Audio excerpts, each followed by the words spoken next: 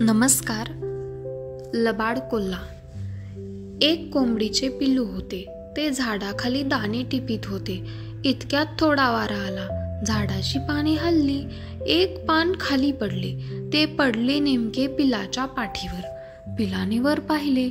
त्याला वाटले आभाळ पडले. ते घाबरून पळत सुटले.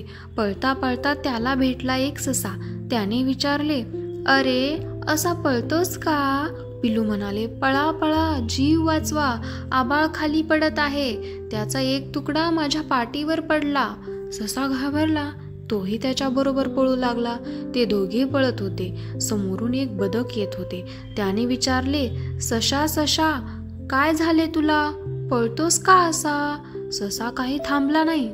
तो म्हणाला, "बदक बुवा, पळा पळा. थपकत थपकत चालू नका. वरून आभाळ पडत आहे." बदक बिचारे घाबरले.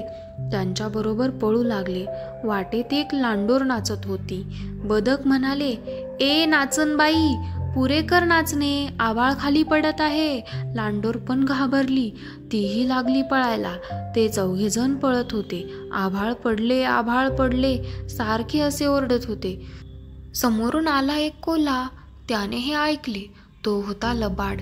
मनात म्हणाला, "बरी सापडली शिकार." तो समोर गेला आणि त्यांना म्हणाला, "घाबरू नका. चला सारे माझ्या घरात. माझे घर आहे जमिनीत.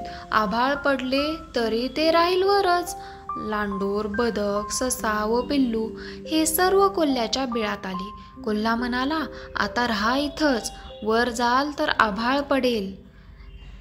चौघांपैकी कोणीच कधी वर आले नाही. असा हा लबाड कोल्हा. धन्यवाद.